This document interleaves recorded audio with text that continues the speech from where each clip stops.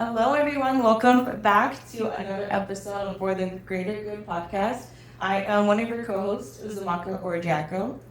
Hi everyone, welcome to another episode of For the Greater Good podcast. I am your other co-host, Chanel Gabeek. Welcome. Thank you. How have you been? I have been good. Yeah. Hectic. I am preparing to go home to visit family once again. This is an unusual time because it's the first time in 12 years that I'm going home twice in 1 year.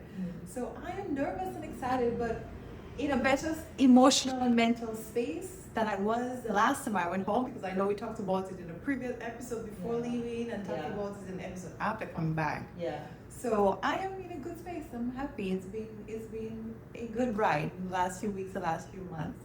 That's good. You look good. Thank you. You too. Thanks. What has been up in your world? What's new with you? I mean, a lot has been new, but it's honestly just the same old. Like, I've just been, just really staying mindful and just focusing on, again, self-care, exercising, and just doing more, just more mindfulness practices. Hence our previous challenge of my mindfulness challenges. So I've just been taking some tips from our friend Selena. And Yes, thank you again. Another shout out to Selena. Yes. It was so good and so happy to kind of bring that content and energy to our audience, and as a reminder of why you should do it. We did the episode, we had the conversation, but seeing the benefits of what mindfulness can do for you, which as you're sharing is really good because that drives us to the topic of the hour. Yeah. Yes. Yeah. So today we are talking about similar and along with mindfulness, just really honing in on self-acceptance and self-cultivation. And when it comes to that topic of like self-work, we know that it really means like finding yourself, finding your authenticity, and those are all the words that govern the path that we take on when we go on the journey of finding ourselves. And so lately we've been thinking about how much pressure we feel to find ourselves, quote unquote, but what if who we are isn't something to find, But something to create. Yeah. Right? What are your thoughts on that? I think it's a beautiful thought. I think it's a beautiful path of just discovering you. You know, society places so much pressure on who we should be as individuals and who we should be collectively versus who you as the individual are within yourself and within your space. It's almost like you're trying to fit outside of yourself to fit into society. But if you're not comfortable again in that environment internally, how are you supposed to truly be comfortable outside, within society itself, contributing, being purposeful? So it allows for intentionality, I feel like, to be placed upon our drives we are to be in the constant pursuit of newness, not feel like there is stagnation. Because truly, if we were to answer it, it's something to find. That means that we're always in the pursuit of something to be found. And sometimes people feel like, I've never found it. I don't know what my purpose is. I'm going, I don't know what it is. But what if you're always finding happiness and bliss in just creating? But creating good, creating good that, of course, society feels like you are contributing to in an overall good way. Yeah, so I think like what you're saying is definitely true. Not saying that when you go or embark on a journey of self-discovery and self-cultivation and finding yourself, it shouldn't be that constant journey to like, oh, what am I finding, But I think really it is maybe just like reframing that and saying, okay, what if I take the focus of certain characteristics or mindsets that I'm actually trying to embrace, but actually finding purpose and finding certain like values that I actually want to embrace, and that could be finding. Yeah.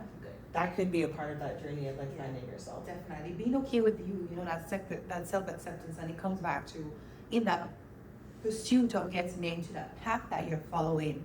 Like, what are you finding that brings you freedom, that brings you joy, that I have built this, and hence the word, self-cultivation. I have produced the seeds, I have put the manure into this. Like, I can see the fruits of my labor. And again, it makes it seem like it is done in isolation, it really doesn't. It includes so much more. Also knowing that you're doing it for self, but with community in mind. And community also contributes to how you focus and create that thing that you're looking to create for yourself. Well, if you're also in the right community. Very much true. So what community do you find yourself in to know that you are pursuing the things that you want to? I think hence, why it's also that creative fast part of it, because if you feel like you're not in the right community, then it sets you on a path to find it, or also to find a way to create around it, right? What do you think? I think so, but I also think, it's important to also find community that values the same things that you do, Yeah. and also a type of community that will be there to support you and whatever it is you're trying to accomplish, or if you all are trying to accomplish the same goal, like together. I Right. think it's important to have that support around you, to have people to encourage you, and also to have people that challenge you. Like, Yes. I would rather be around people that tell me, "Oh, you've been like obviously in a nice way, like in a loving way." Yeah, but yeah, because I want someone to be there to tell me like, "Hey, I noticed you've been off, or I noticed something is, you haven't just been like yourself lately. Like, what's going on? Like, let's figure out like a pathway forward, or let's have a talk about it." Sure. I don't want to be around a community that will just like keep me stagnant, or just be like, "No, I mean, I'm only here, or I'm only in it for the benefit of myself." Like, no, I'm here obviously because helping you is also helping me too. It's mutual. Yeah. Do you feel in this day and age, and as we, come into a new year, people always talk about goals. We start off years on our best tone, with our best energy, and of course, best intentions. Do you feel right now the conversation of self-acceptance and self-cultivation is so timely in culture, in just transformation as a whole human society? I mean, I think so, because as we talked about on our last episode, like we're in this season of fall, and so this is a time where we're releasing, we're reflecting, and I think it is a good time to take a look at those goals that we sought out for ourselves, that we thought we wanted to accomplish, and kind of see not only where we're at, but how does our self-discovery, self-discipline, like all of that, how does that tie into the goals that we have set for ourselves? So I think now is a perfect time actually for this conversation, because as we're reflecting, it's a perfect time to say, hey, what are certain influences and what are things that are around me that are affecting my journey of self-discovery, or are feeding who I think I should be, or that are telling me, what I like, pressures and expectations, the path to go down. So I think this is like actually a perfect time for that. But I know that it's also kind of scary and challenging for people to go on that journey, because there's just so much, I would say, information, and just so much noise around us. Sometimes it is kind of hard to block out that noise and really like hone in on what is it exactly that I'm trying to accomplish. Like, what am I really trying to what am I trying to find? Like, what am I trying to do here? And so I think this is a perfect time to like slow down and to just really take some time to reflect. It's the appropriate season. There's no need to be outside in this cold weather. So I mean, one better. You can't be. I mean, I don't mind going out and going to like the pumpkin patch, and we just were at like an R&B event at one of San Diego's like Black-owned ranches here, and that was amazing. It was absolutely so much fun, and the group of friends kept reminding Uzo that, hey, this is not a kind of pumpkin patch is not really a California thing. This is in Washington. Sorry, excuse me for being from Washington. Sorry. We like pumpkin patches over here. Okay. And just sitting in fall combat boots and our beanies and sweaters and drinking hot chocolate. That sounds delightful. Spiced apple cider, yeah. I have to make a drive for that. But this is, again, culture, intentionality, creation of things, because this was part of your upbringing. So this is part of your cultivation for years. And I know as we have done the podcast, we've talked a lot about just ourselves, the authenticity of being within self, of being oneself, and also bringing that energy towards our society. So it falls right into the line of conversation with self-cultivation. Yeah. And with what you should, I think it is absolutely the right time because there is a lot of distraction out there that is drawing our attention to different things that takes away the focus of the bigger picture. And I feel like you might not want to do the work as an individual who is feeling the pains of that distraction of feeling like the separation of yourself and the separation of your energy from where you truly want to go in life. But it is honestly just taking the moments of mindfulness and time and practice and discipline to get us from one step to another. Yeah. So we talk a lot about like self discovery, self cultivation, but when you say self, like what does that in your mind, like in your perspective, like what does that mean when we say that we're searching for self? Yeah. We're searching for meaning. Yeah. We're searching for livelihood. We're searching for likeness. We're searching for where do I feel alive and how do I come alive and what makes me feel like every day I want to wake up and I want to do that thing and I want to pursue something that brings me joy. And again, sharing like it's not just a selfish space. It doesn't have to be about you. It doesn't have to be about one person. But it is more of just taking the time to sit with self to know that I want to create something better. What does that really look like? And how can I, once that creation has been manifested or has the energy that I want around it, bring it as a product to society so that other people get the opportunity to benefit from that. So while it might feel like some of it is done in isolation, because it has to, you know, it's self, that work is within you. Somebody can pray over you, somebody can pray for you, somebody can, bring you into different spaces where you have breakthroughs and you have an opportunity to feel different things. But at the end of the day, you have to want to do the work. You have to also want to impress the time upon yourself to keep creating those moments that you find little magics in. When you say like finding self sometimes has to be isolation, I don't feel like it always has to. No, it doesn't. No. Because sometimes when you're around someone, like that can spark like inspiration 100. for something that you want to maybe incorporate into your own life. Or, it's always a good idea to have like mentors and to have people that you can like lean on in that way. Yes. Yeah, because you don't always know the journey yourself. And sometimes while you're finding it, you realize that I do not know what I don't know. And that's always the case with humans. Of course, we don't come with a manual, so they're not structures and a construction of things that we should follow.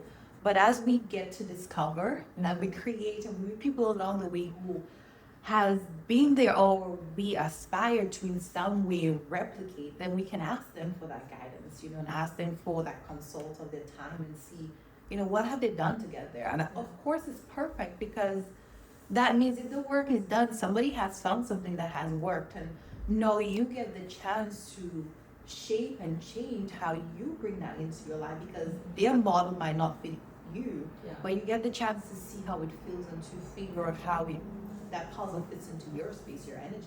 Yeah, and then you also don't know who they know, who could also bring new insight and new ideas to inspire you even further, and so forth and so forth. And it continues. Yeah. And the ripple into society collectively continues. Yes. Absolutely. Yeah. Yes. So when we're searching, can self-acceptance and self-cultivation coexist? Or are they opposite directions? I think they coexist. Yeah, how so? Yeah, I think when you are, because self-cultivation essentially like you are creating it involves around like your identity, like you are creating, the sense of self and who you are, whether that's with discipline, like going through different like personal development, whether that's like reading self-help books and things like that. And then I think self-acceptance, it goes hand in hand because you have to accept and be okay with where you are during that journey, because that journey doesn't look the same for everyone.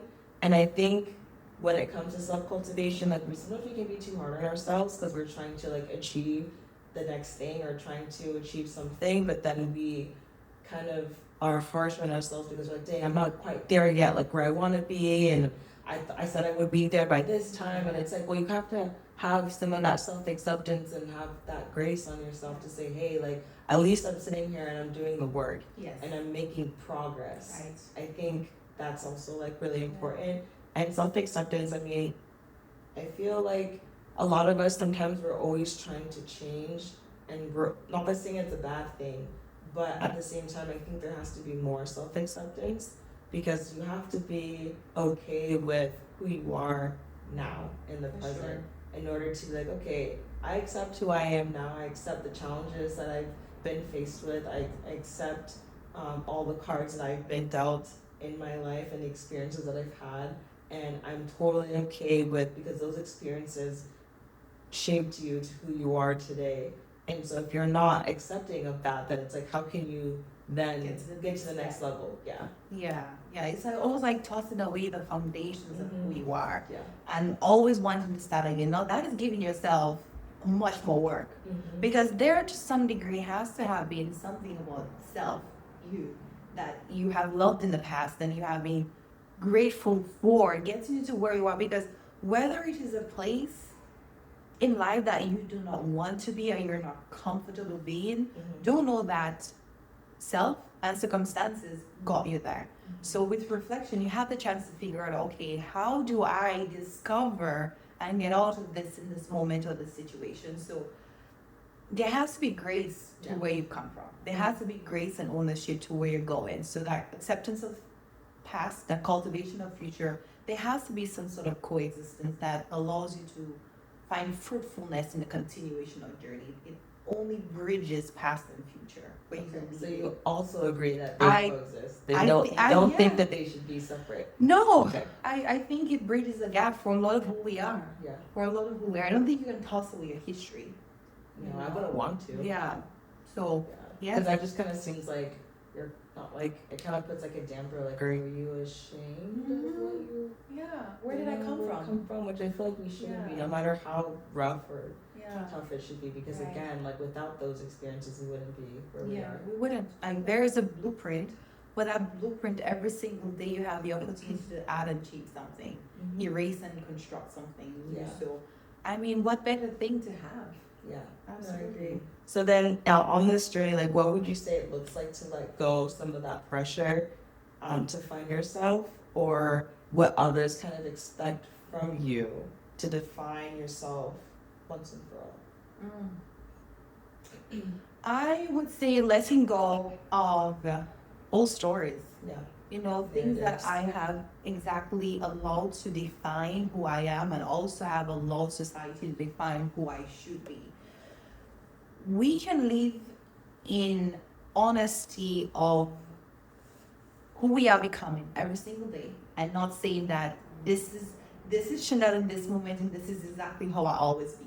That I know for a fact is not true. I'm so grateful for the energy of always discovering things, always being open to newness and what lies ahead of that openness. So with that being said, just letting go of things that I have carried on as chains from what people are going to say about me. Am I going to be making the right decision? Am I going to be regretful of decisions that I've made to the point that I am in life? And what people can expect, I don't know. Because I don't even know what I'm going to expect. But in the moment of that discovery, I promise I'll make choices that for a person in the future or Chanel, I will be proud of. That's the honest guarantee and promise I can make to myself and to people who are joining us in our own journeys, is that I truly do not know, but I'm excited to find out. I like that. Yeah, Yeah, I like we'll how see where you it goes. I like how you said like someone that people would be proud of. Yeah. Yeah. Absolutely. I feel like I have a mantle that carries my mother's name, and it feels every time that I am present somewhere, it's a representation of her. And I'm like, she is not here to change her own story anymore. I might as well. I care right over there. No, I'm just like thinking, I'm like, no, I'm just like thinking, I'm smiling. I'm like, oh, she's probably smiling down at you. Thank you, honey. Yeah. Thank you. So I feel like I'm carrying an ownership of her history, her story too. And I'm like, I can't go wrong with that. So we make mistakes. We're human. There are things I've done wrong, and I'll probably make mistakes again in the future. But just as again in that discovery of life and self, then I just hope I create good things. Yeah. Yeah. And I think it's important too to let go of some of the pressures that society because I just think that it's always changing. Yeah. And you're always going to be running to meet all of these unrealistic expectations. One day, being thin is good. The next day, being thick is good. Yeah. The next day, everyone wants to be a bodybuilder. The next day, now we're in Pilates girl soft era. So it's just like, what are they going to do today? You know, just certain examples, like things that I like just notice funny, like, but. Yeah. So true. We can't find stability in image. That is never constant. It's just okay. Why can we find comfort and acceptance, and not acceptance of stagnation, but acceptance that I'm glad for where I am, but I'm looking forward to doing something else, to creating something differently. Yeah, and I think that goes also into the whole self-cultivation part of the discussion too, because letting go of where society thinks or pressures think that where we should be at a certain age, at a certain point of our life, it's just like that just doesn't look realistic for everybody because there's just so many varying factors that deter us from and just point us in so many different directions. So yeah, your path gets to change by the choices we make. Yeah. And with each passing day we get an opportunity to make different ones. Do we become who we are from others or separate from them? I know that we mentioned collective and self-cultivation and self earlier, but do we become who we are independent of other people's influences? I would say to a certain degree, but mostly I think it's heavily influenced by who we surround ourselves with. Just because no matter how hard you try to be independent, like our actions, our decisions are somewhat influenced by who we take advice from, whose opinions we value and mean the most to us, and who we look up to, and just who we aspire to be like, you know? So I think to a certain degree, yes, it can be separate from others, but I think I would say like 10% of it is separate from others, and it's like our own independence. But I feel like 90% of it is influence. Yeah, for sure. I would definitely agree. Especially now. Yes, Yeah. yes. When we try to look at everybody else as the model for who we need to become. Well, it's kind of like we're kind of forced to because it's like you look at so Instagram, TikTok, all the various forms of social media, telling us like the things that we need, things that we're lacking, things that need to change, things like it's just we're not, Yeah, it's just a lot of it's just so much around us, even like commercials, like watching TV or a show and the ads telling us like you need to buy this video game or you need to buy this vacuum cleaner or you need to get this type of insurance or all this other stuff, the constant battle of your attention. Yeah. And how do we separate that then? How do we now prepare or try to confront a reversal of that essentially to 10% being others and 90% being yourself? Do you feel like we have the capability to? Oh yeah, you could definitely say I'm not gonna follow that. Yes, it's easy to say, but you feel like it's easy to do though because then it goes back to okay, like whatever it is you're trying to achieve or whatever you feel like is influencing you, does that align with who you want? Yeah. Who like what your core values are and like the characteristics and mindset that you personally want to carry. Yeah. I think that's really what it comes down to. Definitely. I think it's a hard battle, but if you've made the conscious decision to kind of go a certain direction and you have the discipline to keep that decision in hand, then that's your strength, that's your playing card that you can say, well, this is what I want to become. You said this, you've asked to buy this program's going to do this for me. Yeah. But I have a certain way of doing things and that aligns with me in a more conscious way. Yeah. Okay. Well then, in that sense, like, do you feel like accepting yourself is about staying the same? Or can it include a willingness to be reshaped?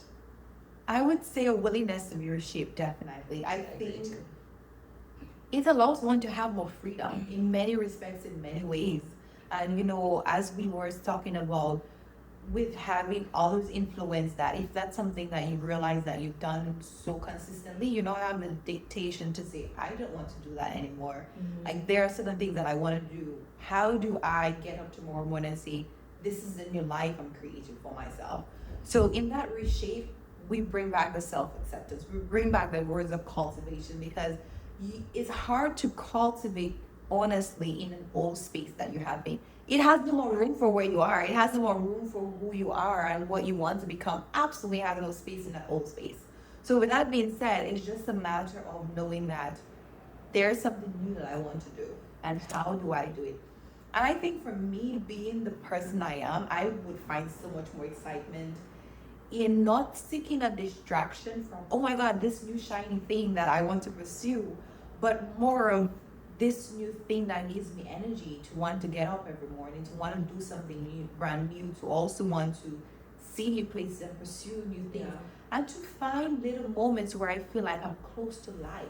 Because we truly think that we are alive, but when we think of how many moments in our lives that we have not worried about right now, not worried about yesterday, not worried about the future, if we count this, it has been very small. And if in reshape we get a choice to say, I want to smell the roses, I want to breathe the fresh roses in the morning, I want to see the sunset. If we mentally connect that consciousness and we are doing it, that brings us so much more vitality. And in that reshaping is where you're going to find that discovery, to be quite honest. I think from my perspective, that's where you find it. Yeah, no, I agree too. But then it's funny, I was watching this episode of Sisters on BET Plus, and there's this character on there. Her name is Danny, and she works for Higher Airlines on the show. And it's funny we talk about this because her character, her boyfriend at the time, signed her up for this like professional development program at the airport for her to like get into like a higher role or position in her job, and she was pissed. She was like, I like being myself. I'm perfectly fine with this position. I have no intention of achieving or improving, or being promoted to a higher position or role in this company. And I was just sitting here thinking about that and using it as an example. So like, what about people that they've accepted that they're okay with being staying the same? Like, who I am right now is perfectly okay with me. I've accomplished what I want to accomplish. I feel like I've worked on myself, and I like who I am. And like, are you telling them that they need to go on like this type of journey, or it's okay for them to like want to explore and open themselves up to being like reshaped? Complacency is dangerous. Absolutely dangerous. I think it kills so many things. It closes so many doors, like slam short. But if you're comfortable with who you are, who am I to tell you go find something else? Right. You know? That was her point too. Yeah, She was like well, you didn't allow me to have my Right. independence in this decision. You made this decision Yes. for me. And I hear her point too. I just thought it was share. interesting with this topic. Yes, But absolutely, and I absolutely love that you like it, because this is so much contradiction of reshaping or staying the way you are, and there are paths that we can follow, and if the one for you is where you are, that means that there's a constant narrative that you have pursued to get on that path. Because life is a journey. We have heard that, and whether it is set or it is constantly being created, is that what it is? So we can choose to say, well, the handbook says I should go there, and I'm going to keep going there. Or you can say, well, it's a blank page. Today I get to write something brand new. And I think that what if you were to give your chance the opportunity to see something else, to feel something differently? Maybe it's the Aquarian in me, or maybe it's just the Aquarian. I don't know what it is. Aquarius in I you. don't know. Yes, they think we are adventurous, we are free spirited, or we are just some kind of people. So I don't know. I just feel like, why would you not? What do you think? I personally, just being the person that I am, like, I don't want to be the same. I'm always looking for ways to better myself. That's just because that's just who I am. Like, I just like to constantly work on myself, and I just get excited to do something new. Same. It excites me. Same. So. Yeah. I mean, I can't tell somebody to not go or to stay, and I have no autonomy of somebody else's decision. But I think there is, you allowing yourself to cross that threshold allows for a different life to behave. What if you just give yourself the opportunity to see what it is? And if you're like, my God, this was too much for me, then you go back to Yeah. you go back into the prior ways. I don't want to say old, the prior ways of doing things. And you can say, you know what, I tried. And that's all right. Yeah. So in like that sense, like how do we cultivate ourselves through consistency or ordinary choices? I would say consistency, because on the ordinary side, we know we have an idea, I would say, of what we're going to get. But on the consistent side, we have the chance to say, I like how this was done, but I want to do that thing, but with this different energy, with this different thought, with a different action. So it gives us the chance to always discover a new feeling, a new joy, a new vibe, a new person, a new something different. So, I mean, yes, go the route of consistency. Great. And then like what do you say helps us like trust that letting go of like a fixed identity can actually bring more peace?